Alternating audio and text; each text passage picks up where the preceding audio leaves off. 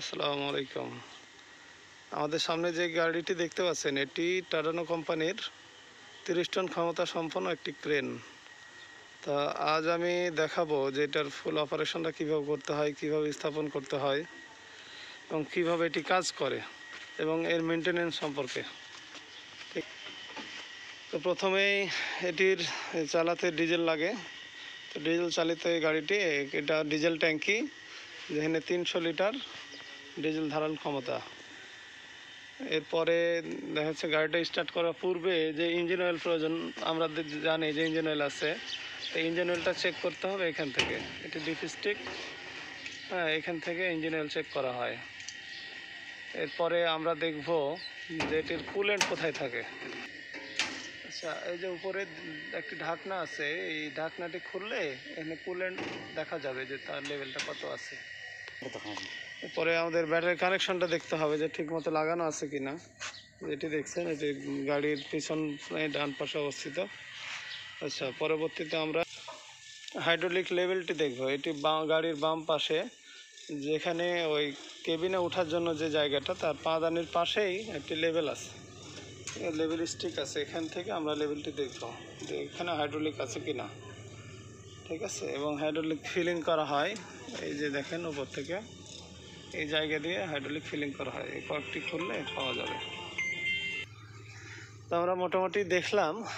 বাকি আরও চাকার নাট বোল্ট বা কোনো কিছু লুজ আছে কিনা বা টাইট আছে কিনা, এগুলো দেখে চেক করে আমরা সরাসরি চলে যাব কেবিনে গাড়িটা কীভাবে স্টার্ট করতে হয়। হ্যাঁ, কিন্তু তার পূর্বে আরেকটা বলে রাখি যে এই গাড়িটি, এই যে সামনে দেখছেন এটা হুক, এই ছোটোটা হচ্ছে অক্সিলারি হুক আর বড়টা হচ্ছে মেইন হুক। আমরা যখন কোনো ভারী কোনো কিছু উত্তোলন করব তখন আমরা বড় হুক দিয়ে কাজ করব, যার ক্ষমতা হচ্ছে 30 টন। আমার নির্দিষ্ট দূরত্বে, নির্দিষ্ট অ্যাঙ্গেলে, হ্যাঁ, এটা 30 টন ক্যাপাসিটি। আর আমরা এই দুইটা হুক দিয়ে মূলত কাজ করি। যে ছোটোটি দেখতে পাচ্ছেন ওইগুলো, সেটি দিয়ে আমরা 4 টন ক্যাপাসিটির আমরা যে মালামাল এগুলো তুলতে পারবো। তো এখানে একটা জিনিস বলে রাখা ভালো যে এই যে সিঙ্গেল যে পার্ট লাইন বলি আমরা, এই রোপ একটা রোপের ক্যাপাসিটি হচ্ছে 4 টন। তো সিঙ্গেলে যেহেতু 4 টন একটা লাগানো আছে সিঙ্গেল, তাতে আমরা এটাতে 4 টন তুলতে পারবো। আর এই যে বড় হুকে দেখতে পাচ্ছেন যে এখানে 4 টন ক্যাপাসিটিরই সিঙ্গেল রোপটা, কিন্তু এটা 6টা পার্ট লাইন আছে। এই যে এই পারে 3টা এবং ওই যে ওই পারে 3টা। এই যে মূলত এই ব্লকে 6টা পার্ট লাইন লাগানো আছে। তো সেক্ষেত্রে আমি যদি হিসাব করি যে 6 গুণন 4, এই যে 4 টন ক্যাপাসিটি গুণন 6, তো এই 4 6 24 টন। এখন বর্তমানে এটি 24 টন ক্যাপাসিটি তৈরি করা আছে। আমরা যদি আরও বাড়াতে চাই, যে 30 টন নিতে চাই, তাহলে আমরা আরও এক প্যাঁচ দিয়ে আরও পার্ট লাইন 8 বানাবো। 8 বানালে 30 টন ক্যাপাসিটি হবে। ঠিক আছে, তো এখন সরাসরি চলে যাব আমরা ককপিটে বা কেবিনে, যে আমরা গাড়িটি স্টার্ট করবো এখন।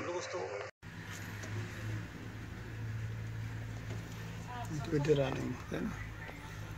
আচ্ছা, পূর্বের ভিডিওতে দেখেছিলাম ওই 3টা সুইচ সম্পর্কে। আচ্ছা, তার পাশে আছে গিয়ার লিভার। এই যে দেখছেন, এটা চাপ দিয়ে আমার পজিশন অনুযায়ী গিয়ার নিতে হয়। 1 2, তারপর ড্রাইভ, এই যে নিউট্রাল আর রিভার্স। আর এই যে এই দুইটা সুইচ দেখতে পাচ্ছেন, এখানে লেভেল শো করে। ঠিক আছে, দুইটা সামনে পিছনে এবং ডানে বামে। তার পাশে যে আমার লিভার দুইটা আছে, এটি মেইন উইন্ডসে কাজ করবে, যেটি ওই যে সামনে মেইন উইন্ডস। ঠিক আছে, এবং এটি বুম আমার টিল্টিংয়ে কাজ করে। এবং আরেকটা এখানে লিভার আছে, যখন আমি সার্কেল লক আনলকের লিভার আছে। আর বাম পাশে আমার লিভার আছে এই দুইটা, এটা অক্সিলারি উইন্ডস এবং বুমের কাজ করে। এই যে সিলেক্টর সুইচ যে দেখাইছিলাম, এইটা এই সুইচ সিলেকশন যদি নিচে দিই তাহলে উইন্ডস কাজ করবে, আর যদি উপরে দিই বুম কাজ করবে। আর এটা আমার সার্কেল। আর মনিটরে যদি দেখাই তাহলে এটা হচ্ছে AML বক্স বলা হয়। ঠিক আছে, যেটা আমার সব কিছু সিলেকশন করতে হয় সেটআপের জন্য। এবং এই যে বোর্ড এইগুলো দেখতে পাচ্ছেন, তো এটা হচ্ছে টেম্পারেচার, এটা আমার এই ফুয়েল কতটুকু আছে, এটা আমার স্পিড মিটার শো করে। এটা আমার আরপিএম কতটুকু ইসে, এই যে নিচে ঘন্টা দেখাবে এবং এখানে আমার কিলোমিটার দেখাবে, চালিত কিলোমিটার, এবং এখানে হাওয়ার প্রেশার দেখাবে, এবং এটা আপনার টেম্পারেচার দেখাবে, যে ট্রান্সমিশনের টেম্পারেচারটা। ঠিক আছে, এখন আমরা সরাসরি এখান থেকে চলে গেলাম। আমরা ডান পাশে উপরে কিছু সুইচ আছে, এই সুইচে এই যে সুইচটা দেখতে পাচ্ছেন, এটা হচ্ছে ওই ছাদে, এই যে আমাদের কেবিনের উপরে যে উইপার আছে তার উইপারের স্পিড, তারপর আমার ওয়ার্কিং লাইট, তারপর ইকোনমিক্যাল মোড অন আমরা ফুয়েল কনজিউমের ক্ষেত্রে। আর এই যে দুইটা দেখতে পাচ্ছেন, এই দুইটা হচ্ছে জিপ সিলেকশনের জন্য। আর এখানে আমার এসি আছে।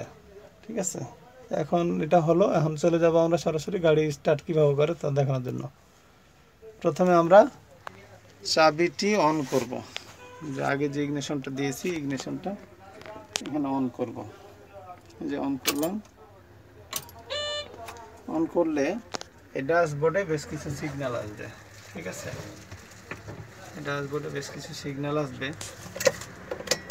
তা প্রথমে এই যে দেখেন ইঞ্জিন অয়েলটা শো করবে, ব্যাটারি দেখাচ্ছে,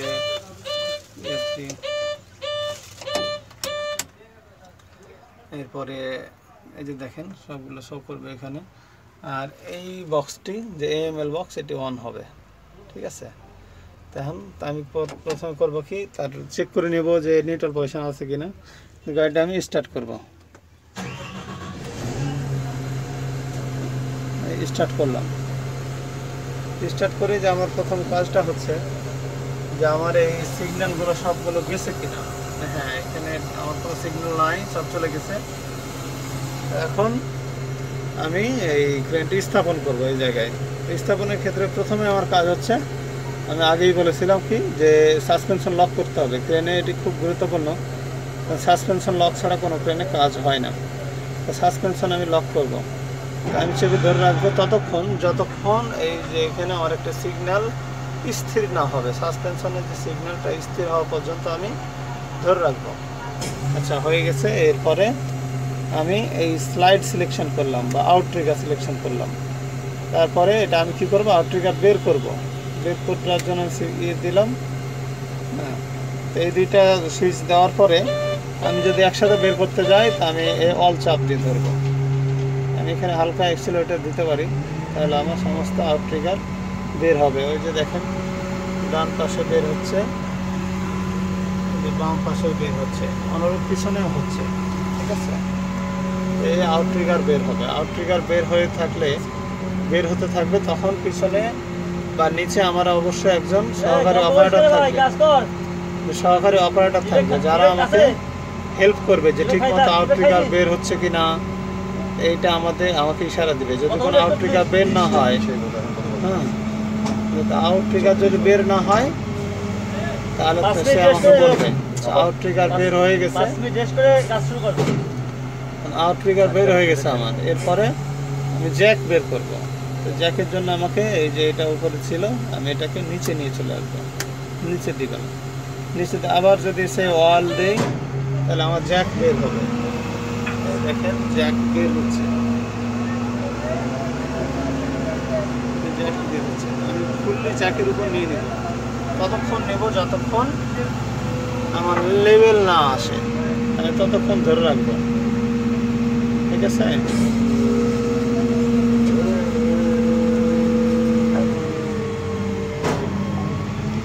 আমি ততক্ষণ ধরে রাখবো যে এটা ফুললি জ্যাকের উপরে যতক্ষণ না হয়।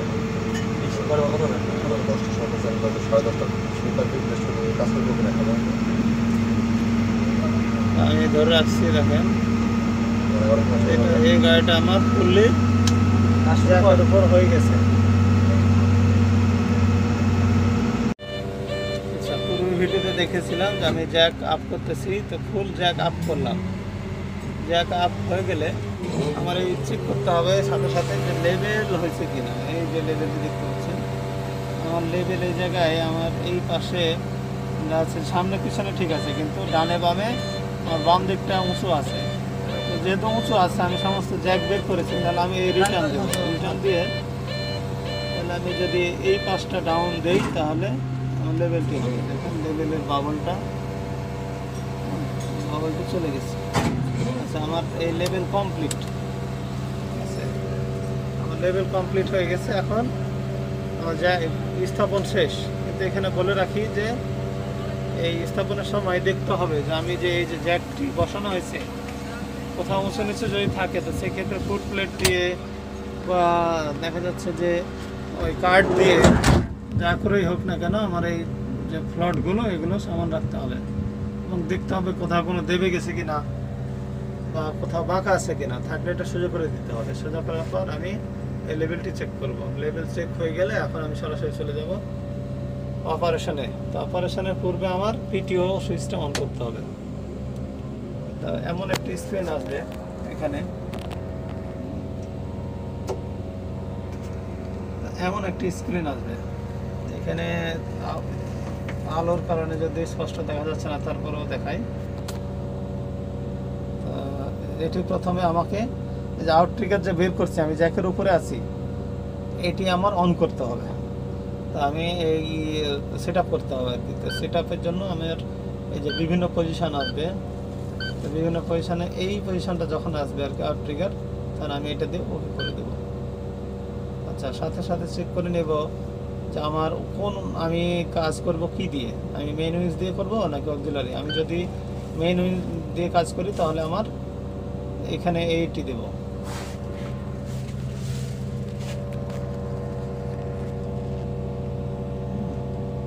এই মেইন দিয়ে কাজ করলে আমি এই যে আমি দেখেন বিভিন্ন পজিশন আসতেছে, এই অবস্থায় যখন আসবে তখন আমি মেইন উইন্স দিয়ে কাজ করবো, তখন আমি ওকে করে দেবো। আর আমি যদি অক্সিলারি দিয়ে করতে চাই তাহলে এই পজিশন আসলে এটা অক্সিলারি হবে, আমি ওকে করে দেবো। তাই আমি অক্সিলারি দিয়ে আপাতত কাজ করতেছি। এখানে আরেকটা বিষয় যে এখানে দেখা যাচ্ছে যে অক্সিলারি যে সিঙ্গেল পার্ট লাইন বলছিলাম ওটা দেখা যাচ্ছে। এখানে আমার বোমের দৈর্ঘ্যটা দেখা যাচ্ছে যে আমার বোমটা কত 9.7 মিটার। এখানে অ্যাঙ্গেলটা দেখা যাচ্ছে, এটা দূরত্ব দেখা যাচ্ছে, এটা ফুয়েলের কনজিউম রেটটা দেখা যাচ্ছে, এবং এটা আউট ট্রিগার দেখা যাচ্ছে। আর এখানে আমার ম্যাক্সিমাম ক্যাপাসিটি 4 টন, যেটা বলেছিলাম আগেই যে সিঙ্গেল হুকের কাজ হচ্ছে 4 টন। এরপরে হচ্ছে আমি কতটুকু তুলবো, এখানে আমার যে এটা পজিশনটা আর কি, যে আমার বোমটা কোন পাশে আছে এটা ডিরেকশন দেয়। আর এটা আমি হুক সিলেকশন করে রাখছি, উইন সিলেকশন করছি না কি বুম সিলেকশন করছি। তো এই যে এই সুইচের কাজটি আর কি, যে এই সুইচের কাজ।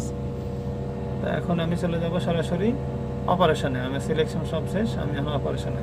তো প্রথমে যে কাজটি করব সেটি হচ্ছে আমি এই সার্কেল লক, এখানে যে সার্কেল লক আছে এই যে আমার ডান পাশে সার্কেল লকটি আমি রিলিজ করে দেবো, উপরে উঠাই নেব। এরপরে আমি এই যে এপারে দেখছেন, এরপরে বোম টিল্ডিংয়ের জন্য আমি একটু হালকা আপ করব। আপ করার পরে আমার এই যে এটা মেইন উইন্স এবং এই যে অক্সিলারি উইন্স, এটি আমি একসাথে ছাড়বো এবং এই বোম টিল্ডিং করব। দিয়ে আমার সামনে যে হুক আটকানো আছে এটি আমি ফ্রি করে নেব, কাজের উপযোগী করব।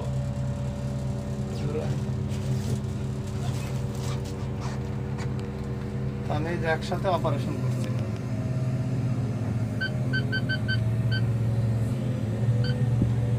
আমি এই যে অক্সিলারি দিছি, অক্সিলারি হুকটা, আর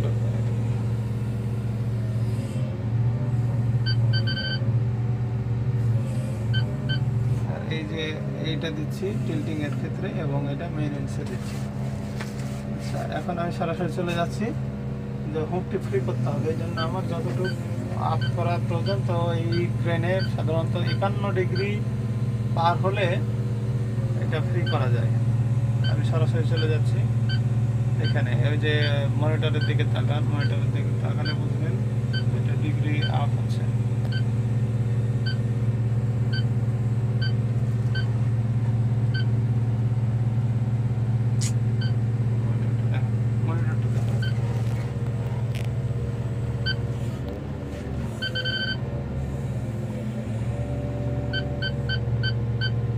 দেখেন আমি যতই আপ করতেছি তত আমার এই তার ডিগ্রিটা বাড়তেছে, 26, 27।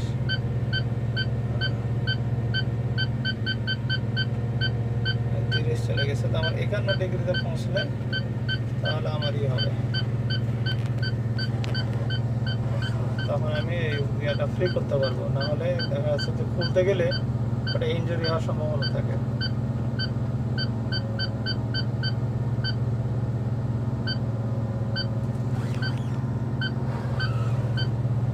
আমরা কাছাকাছি চলে আসছি, 45।